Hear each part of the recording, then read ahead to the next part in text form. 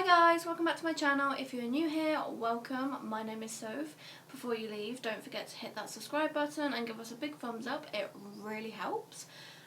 For today's video, I am doing another book related video. I do apologise to those non-book people, but this is what I'm loving at the moment. So today's video is actually my June to be reads, TBRs.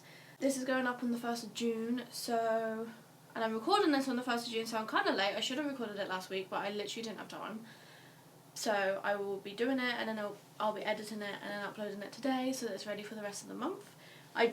Things could change, my moods could change. I will get Illuma crates and stuff, so I mean, whatever book comes in that could end up in my TBR, I don't know. It really depends on how I feel through the month and also how many books I get through. I have like a week off this month, which means I'll be able to get a lot more reading done than when I work through all the month. But yeah, I'm just going to get straight on into it. I am actually currently reading A Deadly Education by Naomi Novik. I have spoken about this in my haul videos. That's another thing. Some of these books I would have spoken about in my previous hauls. Some of them I've got delivered after my hauls, so they haven't been in the videos, but I won't talk about the ones that I've spoken about already too much, but they're in my TBR because they're what I want to get read over June. I am on page 181 of Deadly Education out of 313, so I'm over halfway. I only have this much left. I'm on chapter 9 and there's only 13 chapters, so I'm really liking it at the moment. The writing style is a bit hard to read at first because it's very rambly, because you're experiencing the story from the main character's like point of view, like she's the one telling it. She's the one, it basically talks through her thoughts and everything, and getting to know the magic system was a bit hard at the start because I just finished reading Harry Potter. However, now that I know what I'm reading, I am really enjoying this book, and I think I will, when I get paid, I think I'm going to pre-order the sequel to it. So I'm just going to get straight on into it. I'm not going to do it in any particular order. I've just got a pile next to me of a few books and I'm just going to pick them up. So one of the ones I really want to get read this month is A Court of Thorns and Roses.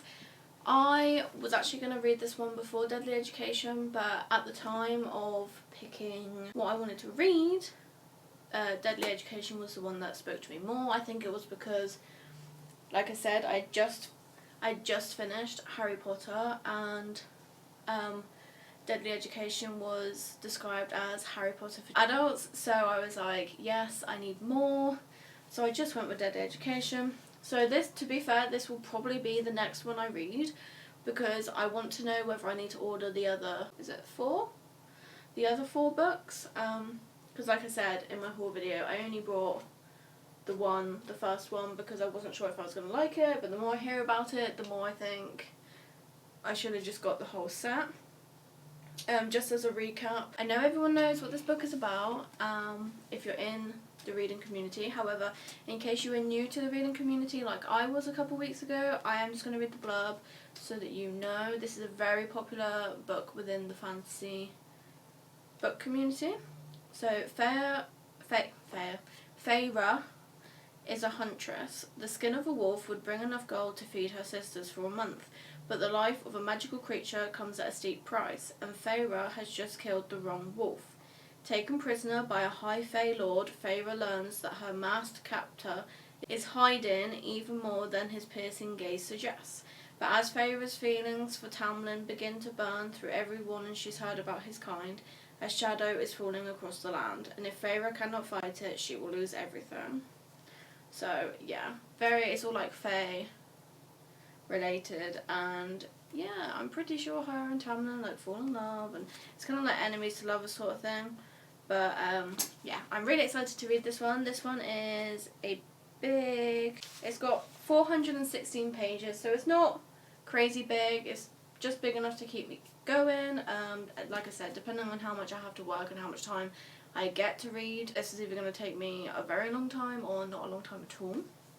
But that's number one. Another one is one that appeared in my very first book haul, and that is The Red Queen, which is another one that I was super duper excited to read, and probably would have been up there on my list had I not bought like 30 other books after this one. Again, it's Red Queen by Victoria Aveyard, and I want to know if I need to buy the other 3 books, and yeah, I'm just really excited for it. All hail Victoria Aveyard, the queen of dystopian fiction. And she has actually, the author Victoria has just released a new book as well, but I'm not going to buy it until I've read this one. Again, this is very well known in the book community, but if you're new, then it is about a world that's divided by blood. You're either red blood or you're silver blood. Silver is elite, reds are commoners, silvers have like godlike powers. And there's a 17-year-old girl with red blood, but she possesses a deadly talent of her own, one that threatens to destroy the balance of power. Fearful of her potential, the silvers hide Mare in plain view, declaring her a long-lost silver princess, knowing that one false move will mean her death. Mare must use her own position to bring down the regime from the inside. Now Mare has entered a game of betrayal and lies. So she's red blood, but she has a power, so the silvers are keeping her hidden to protect themselves, basically. And she decides to destroy everything from the inside out. So, amazing.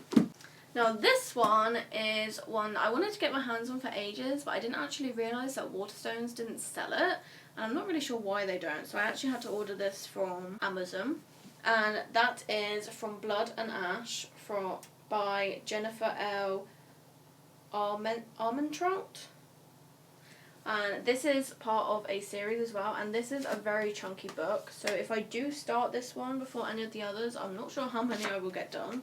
This may have to fall into the next month.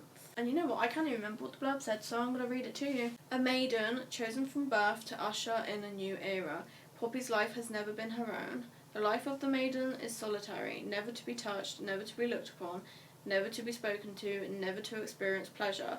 Waiting for the day of her ascension, she would rather be with the gods, fighting back the evil that took her family, than preparing to be found worthy by the gods.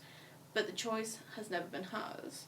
A duty. The entire kingdom's future rests on Poppy's shoulders, something she is not even quite sure she wants for herself, because a maiden has a heart, and a soul, and a longing, and when Hawk, a golden-eyed god, honour-bound to ensure her ascension, enters her life, destiny and duty become tangled with desire and need. He incites her anger, makes her question everything she believes in, and tempts her with the forbidden. A kingdom. Forsaken by the gods and feared by mortals, a fallen kingdom is rising once more, determined to take back what they believe is theirs through violence and vengeance. And as the shadow of the curse draws closer, the line between what is forbidden and what is right becomes blurred. Poppy is not only on the verge of losing her heart and being found unworthy by the gods, but also her life, when every blood-soaked thread that holds her world together begins to unravel. So, very fantasy. I am very excited. This was actually, when I started getting back into books after watching people like Jodie from Vanilla Moon and Becca from, what's her channel called? I can't remember what her channel is called, but this was one of, and all the TikToks that I found, this was one of the series that I wanted to get my hands on the most. I think when I found Book Talk, the new one for the series had just come out, so everyone was reading that. I'm very excited, but like I said, this is chunky.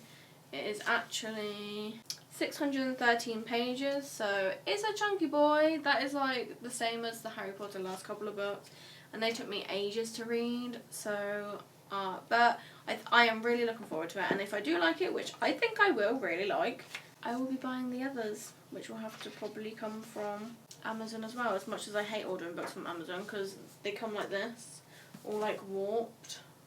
Look at it. No. It came like that. I took it out of the box and it was like that. How annoying. Yeah.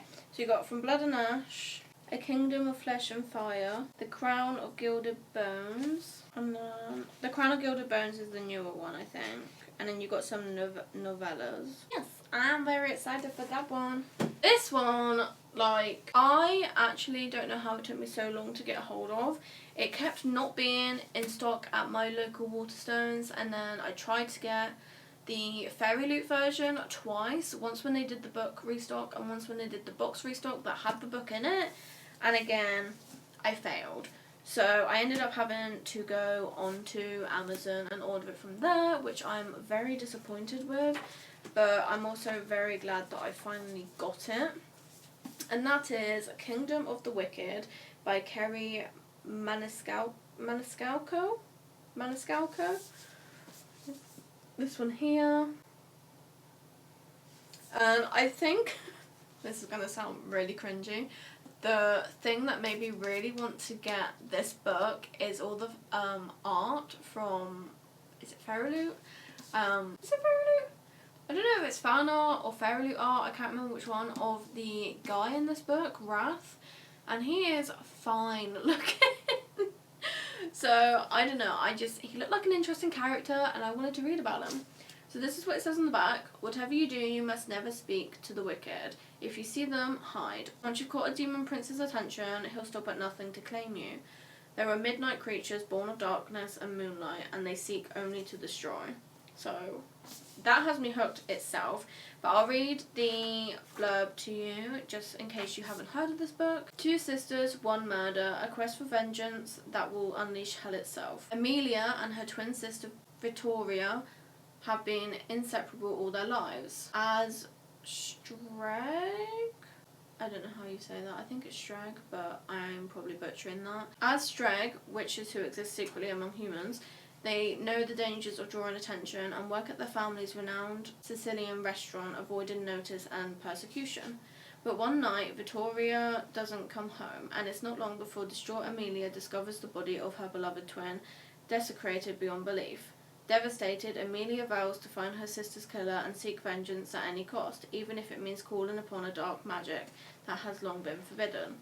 Then, Emily meets Wrath, one of the wicked, princes of hell she has been warned against since she was a child. Wrath claims to be on Amelia's side, tasked by his master with solving a series of murder on the island, of which Vittoria is the latest victim. But when it comes to the wicked, nothing is as it seems. So, doesn't that sound amazing? I really want to get this read this month. I probably won't start with this, but this will probably be one of the, because I've got one that's shorter, so I'll probably read the one that's shorter and then go to this one, because I took a lot of time trying to get my hands on this book, and it would be a shame not to buy it. And when I actually got it, it's been signed. So, and I didn't even realise that I was buying the signed one. And I love that it's hardback as well. And then it's also got this stunning illustration of some things to do with the story, I'm assuming. You've got, like, houses. Oh, the 7 circles. So I'm sure this will make more sense once I've read the book. But look how stunning that is. And then at the top of the, like, chapters, it's got this illustration of, like, the branches and stuff. And it's just a really lovely book.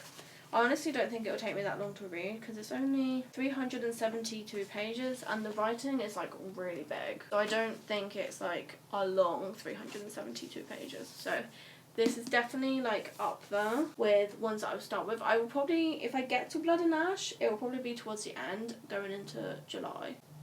I have a holiday in July, so I need some books to take with me. So I don't want to read too many because I don't want to have to buy books.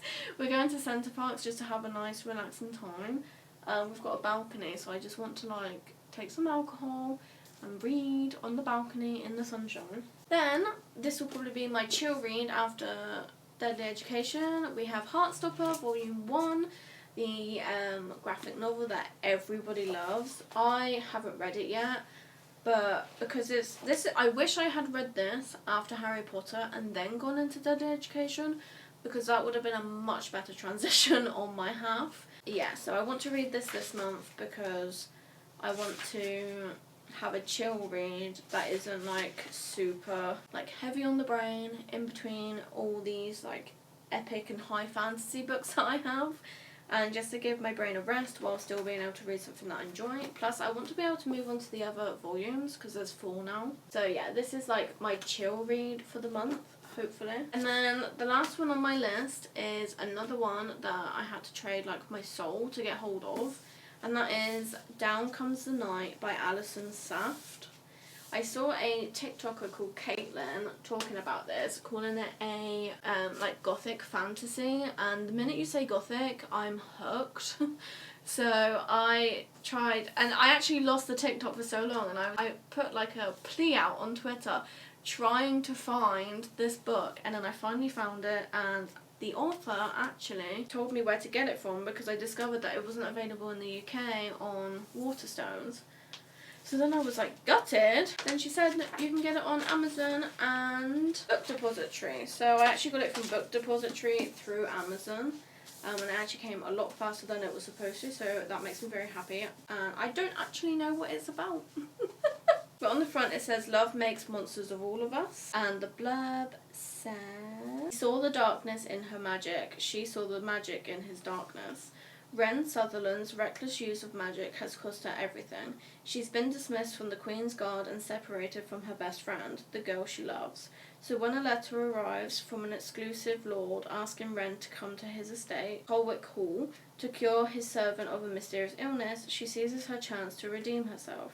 The mansion is crumbling, icy winds haunt the caved-in halls, and Wren's eccentric host forbids her from leaving her room after dark. Worse, her patient isn't a servant at all, but Hal Cavendish, the infamous Reaper of Vesria and her kingdom's sworn enemy." I have read this blurb actually, I remember reading that. He also came to Holwick Hall for redemption, but the secrets in the estate may lead to both of their deaths. With sinister forces at work, Wren and Hal realise they'll have to join together if they have any hope of saving their kingdoms.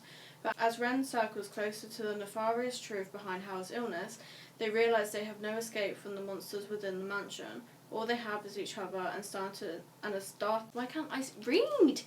startling desire that could be their downfall.